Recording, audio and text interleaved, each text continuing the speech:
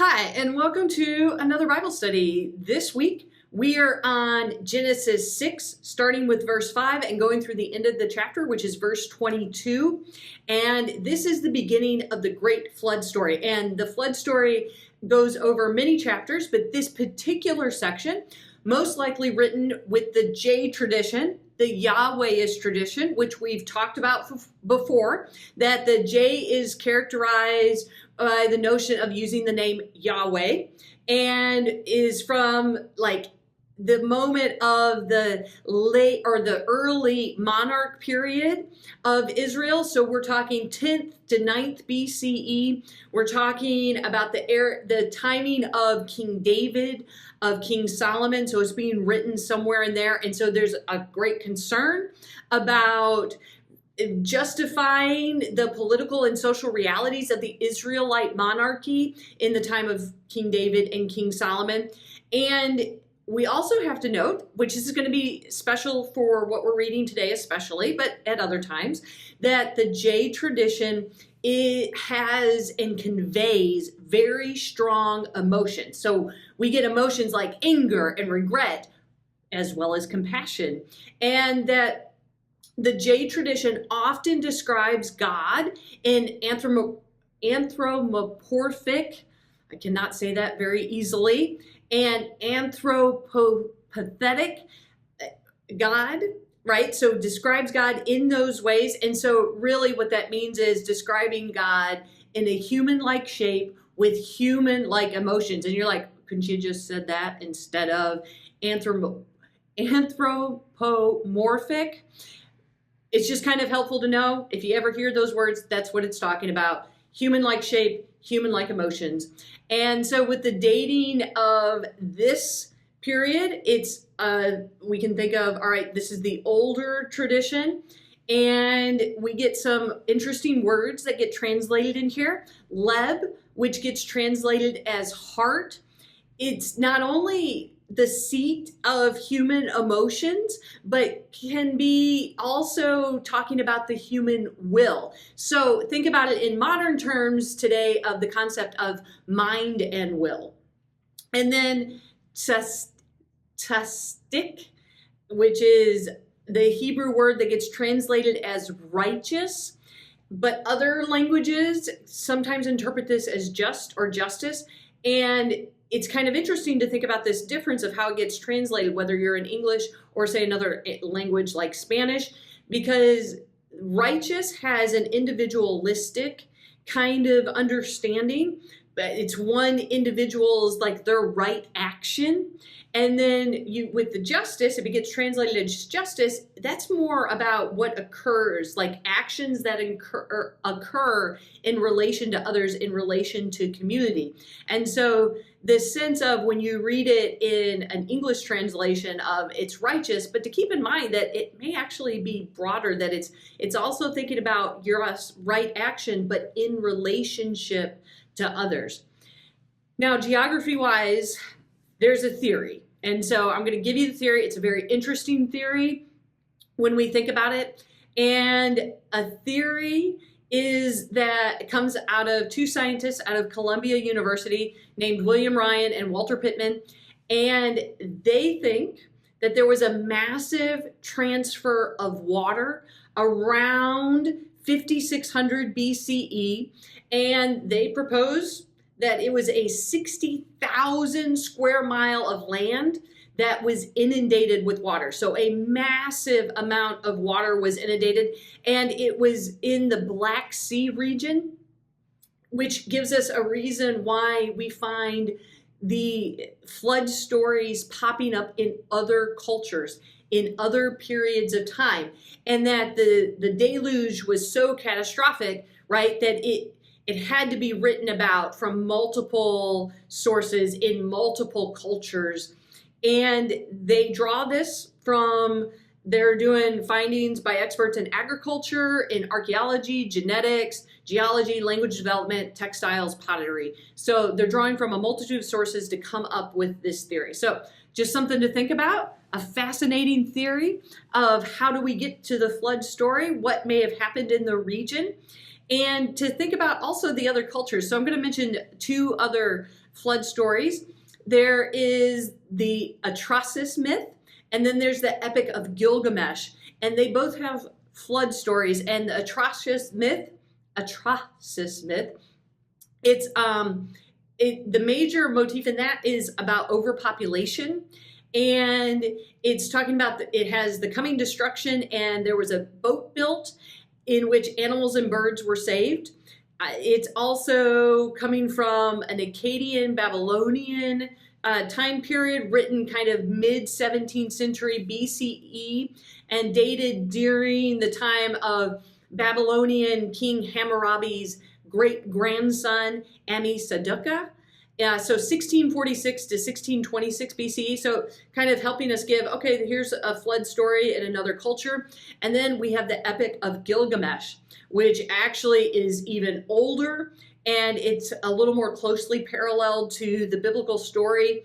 It's considered the world's oldest epic poem, and it was written on clay tablets in around 1750 BCE. So it's kind of interesting just to recognize that other cultures, and if we were to go further down, we could find it in other places other than these two. And that what gets interesting is, right, civilization is saved because one has built a boat. But getting back to the Genesis 6 version, the Yahweh tradition, the J tradition of this, and the writer is recognizing that humans are acting innately and all the time with moral abandon. Like they are described as becoming evil, and that this evil actually results in ecological disaster, that it doesn't just impact humans, but it impacts all of creation, and that the nature of human evil is not actually specified in this passage. Like, what does human evil mean? Like, what does that actually mean? But we do not get the specifics here of what that means. We get that Noah, and we could, if we're taking the way that the story is told up to this point, Noah is the 9th descendant of Adam, born 126 years after Adam's death, if we're taking like literally. If we accept the longevity of the pre-deluge patriarchs, like how long did they live, then Noah is born 1,056 years after the creation of the earth, belonging to the first generation born after Adam's death. Maybe that's true, maybe it's not. It's kind of one of those things of, that's curious how that gets told, and why does it get told that way? And the entire story of Noah, which spans more than just chapter 6, but goes through 7 and 8, that it's the entire story of Noah is an interweaving of the J tradition and the P tradition. And we're going to get to that next week over the chapters, and they don't always match, which is kind of interesting. And it's fun, I think it's fun at least, to actually go through and see where there's differences. And that with 6, we get that Noah shows us, when Noah is engaging with God in the text, that Noah shows us a God who has form, a physical, right? God, that we're drawing on human, the anthropomorphism, right? That God has a human-like shape. And so we get that in 6:13 and in 7:9, that God spoke to Noah, implying that God has a mouth, which that's kind of interesting to think about. And so that God is described not only physically in human terms, but God is described as having the human emotions of grief and regret. And it's important to note, right, when a writer is trying to describe God, the language that the writer has is human language. And so how do we describe something that seems indescribable? And to recognize that often it is, we pull on things that we know to describe things that's something we don't totally understand. To speak of God using human descriptors is common throughout the biblical text. And that we get with verses 6 and 7, we get the focus on 2 characteristics of God's personality. God grieved in God's heart and regretted the act of creation. So we get 2 very human emotions of grief and then regret. And that Noah's narrative also bears witness to a God who is not angry in search of revenge, but is grieving over creation. God grieves because God is emotionally invested in humanity. And so that's kind of interesting to begin to think about as we are reading this.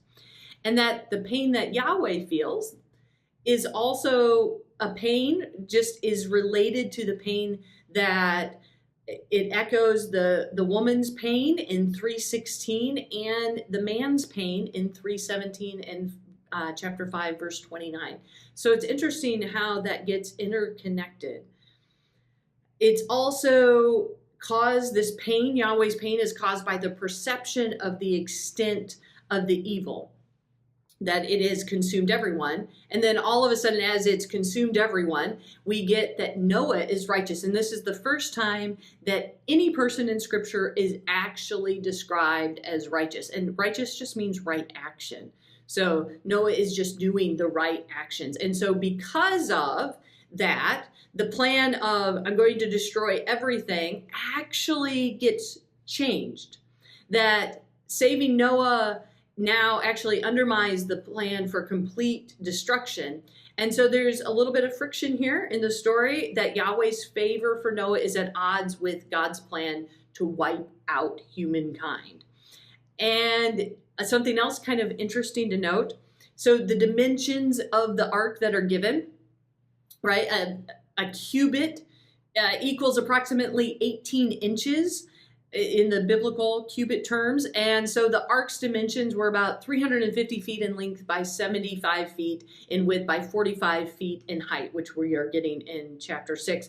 And that it's interesting to think about those dimensions in relation to the dimensions of, well, how big of a boat is that in terms of how big we have boats now? Because we have huge cruise ships.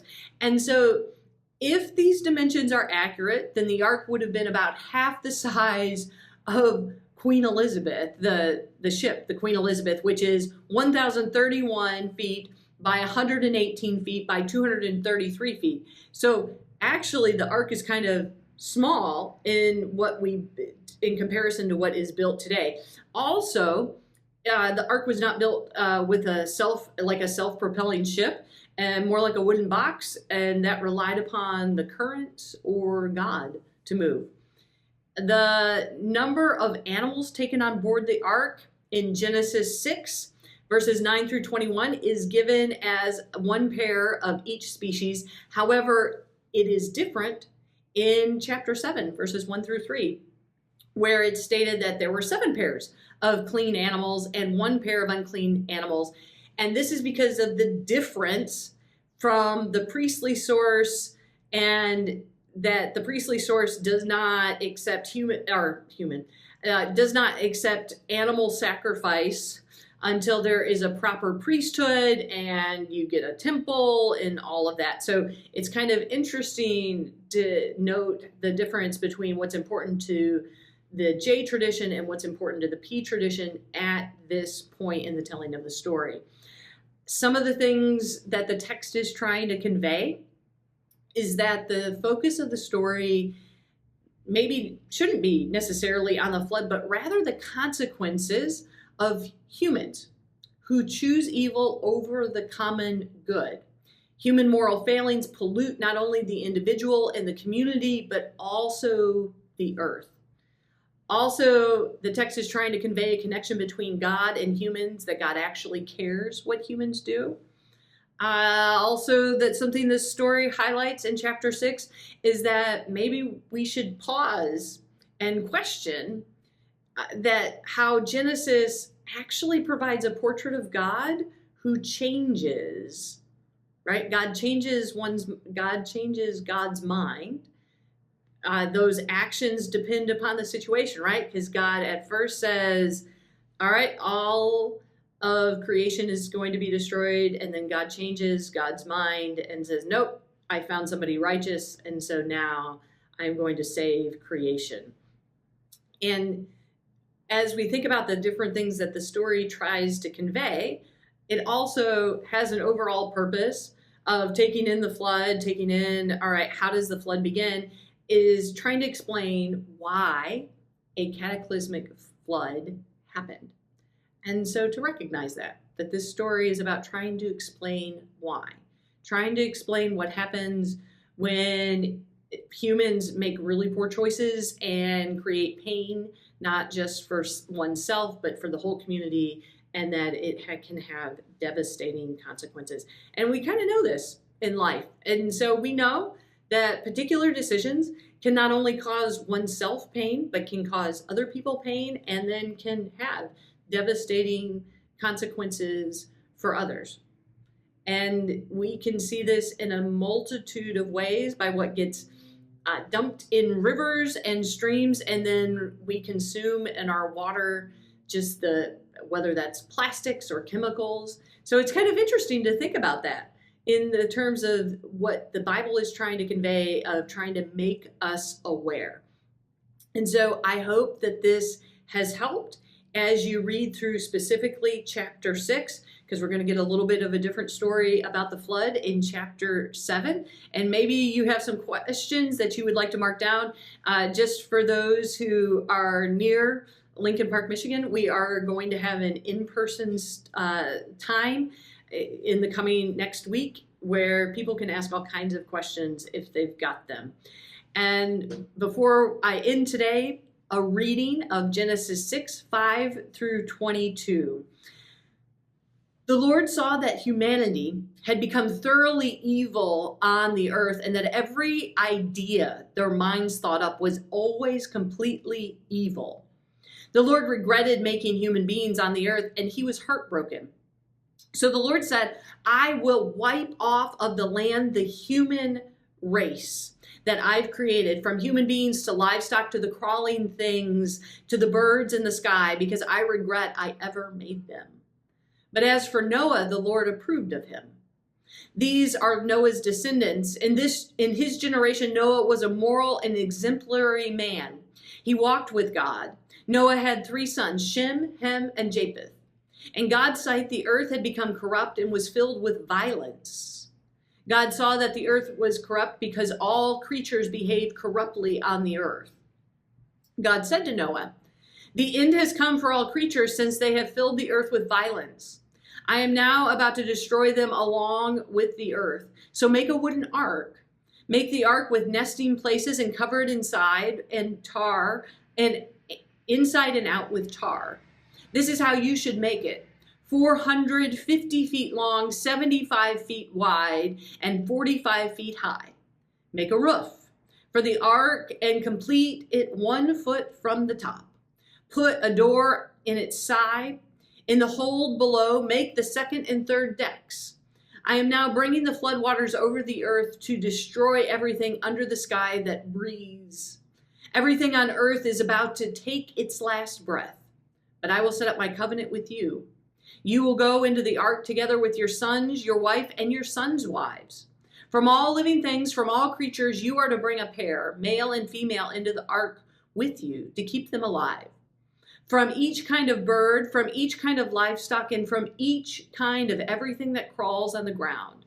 A pair from each will go in with you to stay alive. Take some from every kind of food and stow it as food for you and for the animals. Noah did everything exactly as God commanded him. May your day be blessed.